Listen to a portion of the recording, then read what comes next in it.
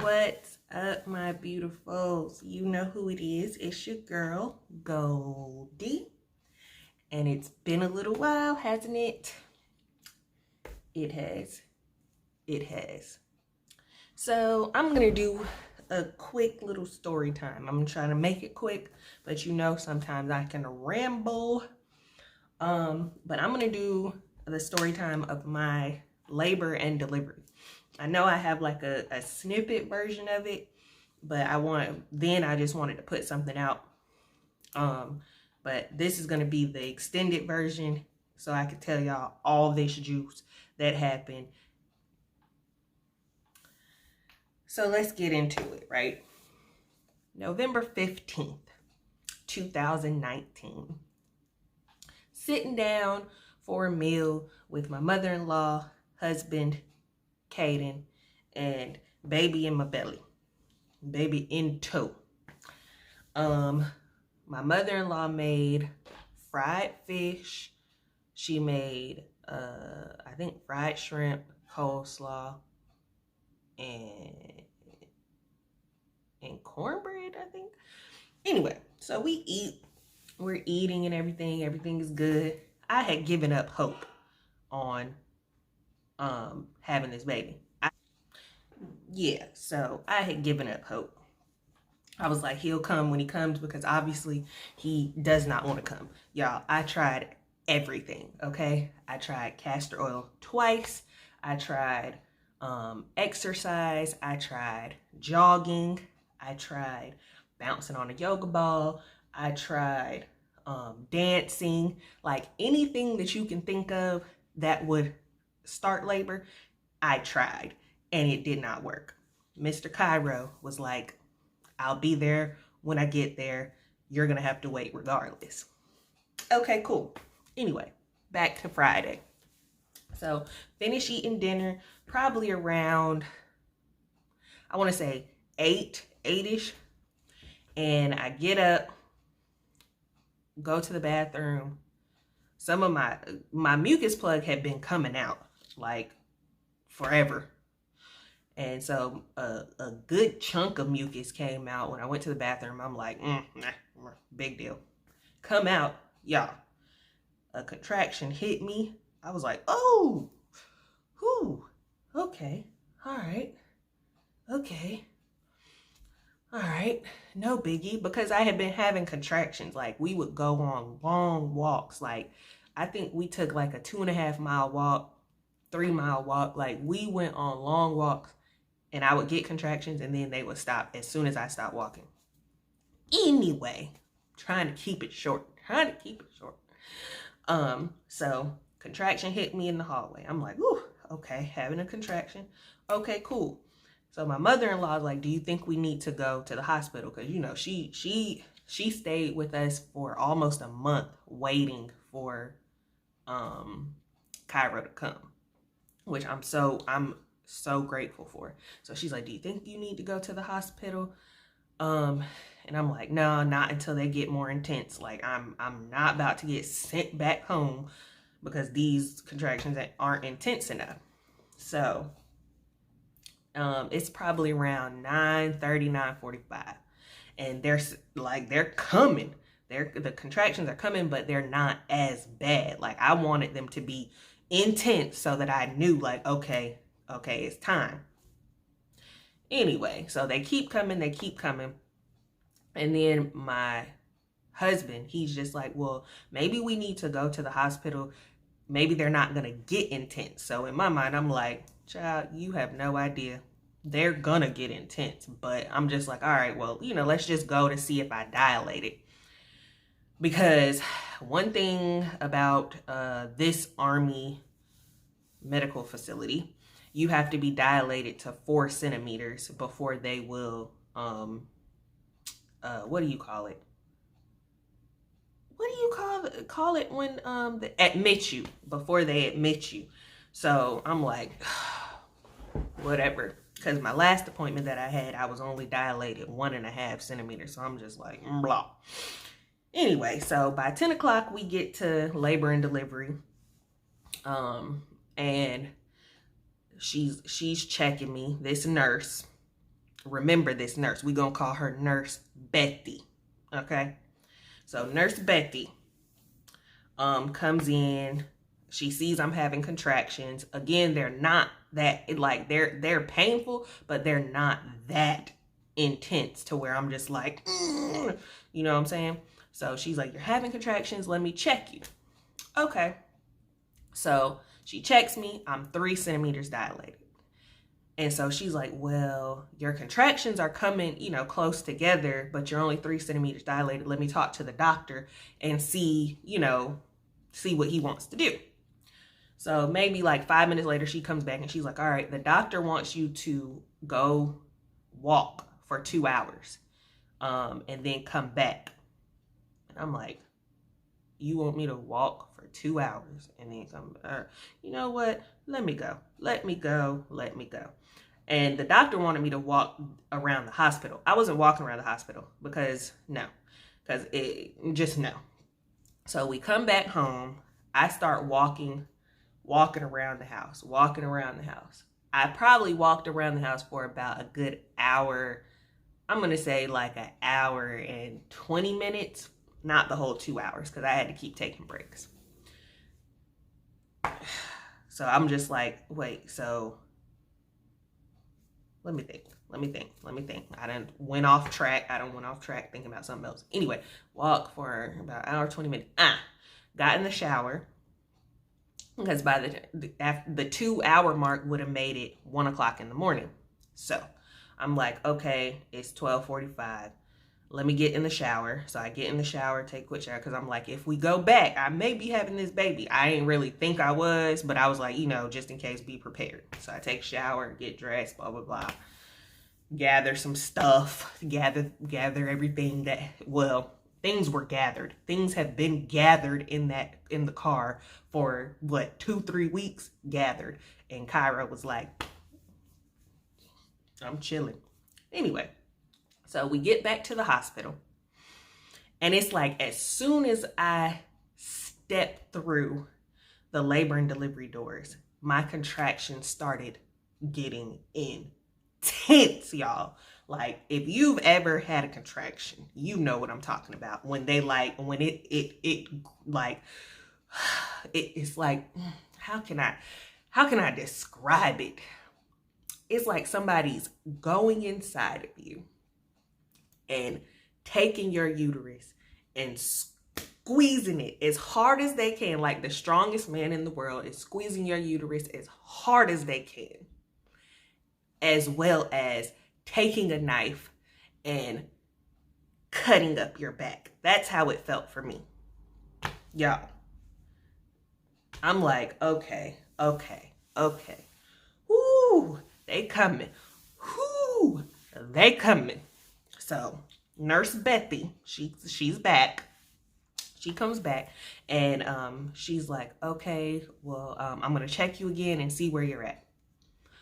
She comes back again, you know, with her gloves and everything. She checks me. Oh, yeah, you're 4 centimeters. We're going to go ahead and get you in. Are you going to get the epidural? Absolutely, I'm going to get the epidural because this is painful. This is very painful. And I can't deal. So they move me to the delivery room, right? They're like, all right, we're going to get the anesthesiologist in here after we draw your blood. We have to take your blood and send it for tests before we can give you the epidural. Okay, cool. I've been drinking my water, just ate. I'm good. You should be able to find a vein. Everything is good. Nurse Betty stuck me 6 times, y'all. 6 times. 6 times, okay? Twice in my hand. She stuck me 6 times. And McCall had got to the point where he was like, okay, can you get somebody else to come in here, you know, because you're obviously not the one to do it, Nurse Betty. You're obviously not the one to do it. So they bring the anesthesiologist in. He sticks my hand 1 time and gets the blood, gets what we need, blah, blah, blah. And he's like, all right, I'll be back after, you know, your results come back. I'll be back to give you your epidural. Cool. Not really cool because I'm still having contractions and this is painful. This is so painful. So after about 30 minutes, I want to say it's probably about 2:30 in the morning. About 30 minutes, results came back. Okay, epidural, good to go. Come on. He brings his stuff in. I'm in so much pain. I just want to like remind you that during all of this, I'm still having intense contractions. Like, just thinking about it. But anyway, so he's just, you know, rambling off what he has to say, blah, blah, blah. This is what we're going to do, blah, blah. I need you to be still. Blah, blah. So I'm sitting on the edge of the bed and a contraction comes and I'm just like, and like, that's how I was breathing. The in through your nose, out through your mouth, slowly, all that out the window. I was just like, literally, and trying not to scream. And so he's like, I need you not to move. And I'm like, well, can you wait? Like, can you give me a second? Don't poke me until I finish with this contraction. Lord have mercy. So after the contraction, he's like, all right, we're going to do this. He goes into my back with epidural. He had already numbed it and everything. Goes into my back with epidural. As soon as he puts the epidural, my water breaks. Craziest feeling. So I'm just like, oh God, my water's broke. Oh God, this hurts. Oh God, oh, the contractions, oh. So epidural's in. He was like, in the next few minutes, you should be, you know, everything should start calming down. Cool. He was right. Next few minutes, everything started calming down. I'm just like, oh. Well, I can't feel my legs. I can't feel my booty. I can't feel half myself, but it's better than being in pain, right? So I'm like, okay. In comes Nurse Betty to check me, okay? Nurse Betty comes. She comes in. She's like, oh, you're ready. I'm ready. I just got the epidural. Like, can I take a moment? So she's like, all right, I'm going to get everybody in here, blah, blah. So they start coming in, getting the table full of stuff that doctors use, and nurses are over there. The nurses are by, where the baby's going to be. You got other nurses sitting on standby. Nurse Betty is like, all right, here comes the doctor. Doctor comes in. We'll call him Dr. Peanut. So Dr. Peanut comes in and he checks me. He's like, oh, you're 9.5 centimeters. You're not ready yet. Nurse Betty tells Dr. Peanut, yes, she is. And I'm sitting here like, well, from my recollection, you're supposed to be 10 centimeters dilated, and I'm not having a premature baby. I'm not having a really small baby, so 9.5 just won't do. So I'm just like, and he's like, well, actually, I guess I can, help out. So I guess he was talking about doing the other 0.5 centimeters. I'm like, all right, well, if we gonna get this done, we gonna get it done. So when I say they have me pushing for about an hour and a half and nothing was happening, I'm like, and then come to find out, Nurse Betty had walked her trifling behind over to my epidural machine and turned my epidural off. So I'm sitting here like, after the doctor realized like nothing's happening, he's just like, all right, well, we'll come back and try again in an hour. Why, thank you. Now I done use up all my energy. And when you come back in an hour, am I going to have the energy to push when it's really time? Thanks a lot, Dr. Peanut. Anyway, I didn't know Nurse Betty went around and turned my epidural off. So after, everybody leaves, false alarm, abort mission, I'm like, whoa, I'm starting to feel these contractions again. Like, I'm like, how is this happening? Like, why am I in pain? Like, this is not what I signed up for. I literally just signed a paper saying that it was okay to give me the epidural. So why am I in pain? So Nurse Betty comes back in after everybody leaves. And she's just like, well, I'm gonna roll you over because we need him to go under the pelvic bone, blah, blah, blah. I was like, I need my epidural. Like, in my mind, this is what I'm saying because I'm in pain. I'm not really saying anything. I'm trying to concentrate on not like busting a vein from the pain. So Nurse Betty says that, she leaves out. I tell my mother-in-law and my husband, I'm like, I'm getting frustrated. I'm starting to get frustrated. And so my mother-in-law is like, you need to let it be known, tell him how you feel. So Nurse Betty comes back and I'm like, look, I know my baby is not ready to come out. Like, I know it's not time. My body doesn't feel like it's time. I don't feel like it's time. My baby is not ready to come out. And she's like, well, yeah, all we have to do is move you here. No, I'm starting to get frustrated because you're not listening to me. My child is not ready to come out. My body is not ready to push him out. It is not time for me to have this baby yet. Give me back my epidural medication. So after I got under her skin and twisted it around a little bit, she left out. I ain't see her again until shift change. But Dr. Peanut comes back in because I guess she went and told him that I was frustrated. So Dr. Peanut comes back in and he's like, I'm sorry. We just wanted to go ahead and, get him out because he had pooped in your utero, and they don't know whether they inhaled it or ate it or whatever. And I'm like, in my mind, I'm just like, this baby is not coming until he wants to. He has shown me that for the past 3 weeks, that nothing I do is going to make him come. He's going to come when he wants to. So, yeah. But anyway, Dr. Peanut was like all apologetic and whatnot. I wasn't trying to hear it because I was in pain. I'm like, just juice me. Juice me. So the anesthesiologist comes back in. He does dee on the little machine. He's like, all right, you should be feeling something in the next few minutes. Y'all, tell me why. Tell me why I didn't feel any relief. Like, I was still in so much pain like 30 minutes later. So I'm just like, yo, something has got to give because I'm still feeling these contractions. Something is happening. What is going on? So McCall goes back. He's like, look, she's still in pain. Can somebody come and give her more? Blah, blah, blah. Anesthesiologist comes back. Turns up my juice. Still in pain, y'all. 15 minutes later. Still in pain. So I'm like, I'm about to lose it. I'm about to lose it because what? So McCall comes over to the bed and he's just like, picks something up.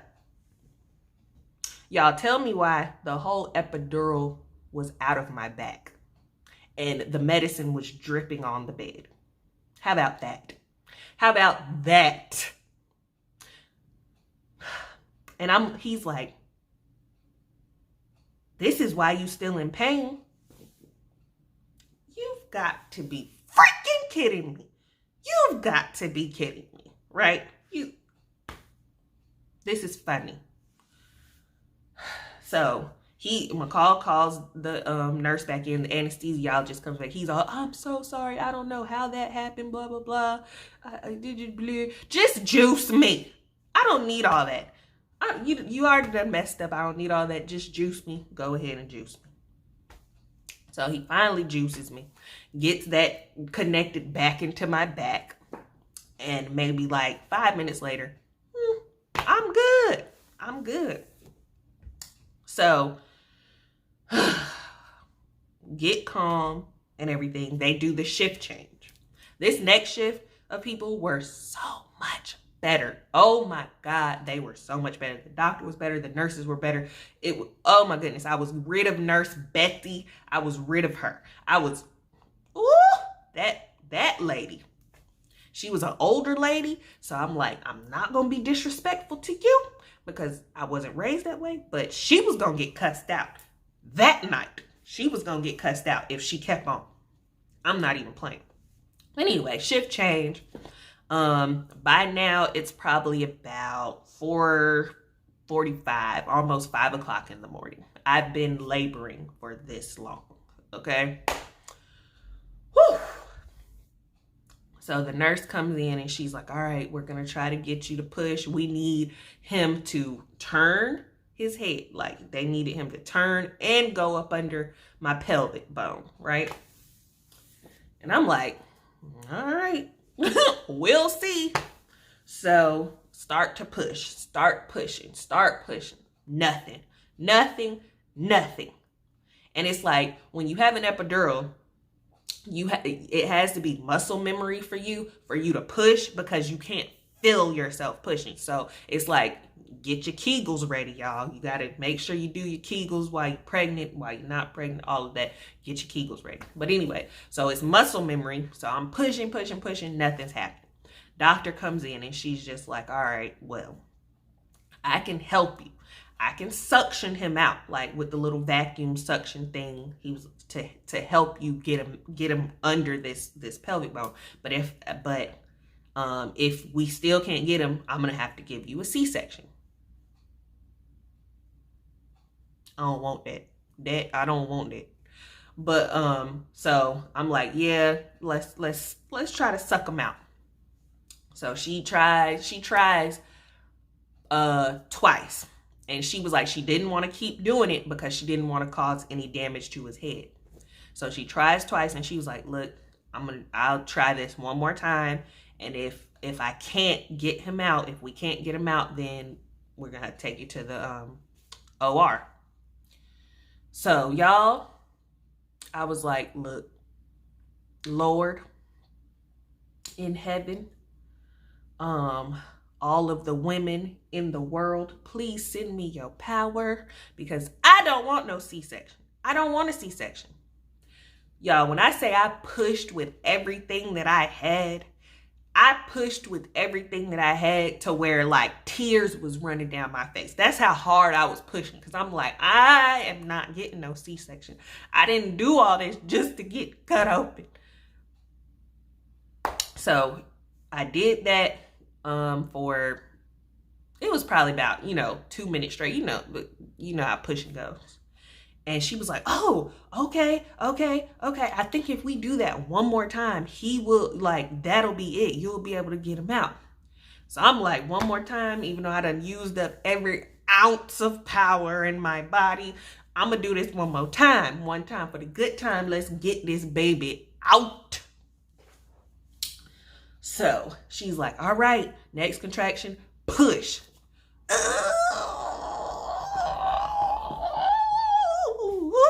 Y'all, it gives me chills just thinking about it. Y'all, I pushed with, just whoop. She was like, bloop, bloop, and took him out. Here's the thing. When she took him out and I saw how big he was, I was like, what?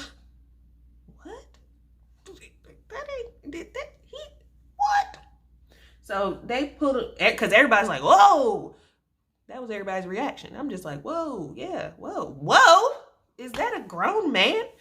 So the doctor's like, Dr. Middleton, I'll actually say her name because she was lovely. I loved her. She's an awesome doctor. Love her. If you're ever at Fort Stewart and you have to have a baby, ask for her, Dr. Middleton. She's awesome. So she's like, how much does he weigh? 9 pounds, 11 ounces. What? Is my baby almost 10 pounds at birth? She was like, what? The doctor told me that he would probably be about 7 pounds, not a big baby. She was like, if I knew that he was that big, I would have scheduled you for a C-section. Well, I'm like, well, thank black baby Jesus that you didn't know, because I would have been cut regardless. But yeah, y'all. Whew. So I hope you enjoyed this story time. I did not enjoy being in it. but I'm glad it's over. If I have another child, which I doubt highly, I highly doubt I will have I'm never going to say never, but I highly doubt I'm going to do that again. But if ever I do choose to have another child, it won't be at an Army hospital. It will not be at an Army hospital. And if you have a choice, don't do it. Because then you meet Nurse Betty. You meet Nurse Betty and Dr. Peanut, and they just going to piss you off, and you just not going to have a good time. You're just not going to have a good time, okay? Because giving birth is not a good time anyway. It's just not. But anyway, my beautifuls, I had to give y'all the rundown. I know it's a little long. If you made it to the end of this video, thank you so much. Don't forget to like, share, comment, and subscribe. And I will have more content for you in my next video. Bye.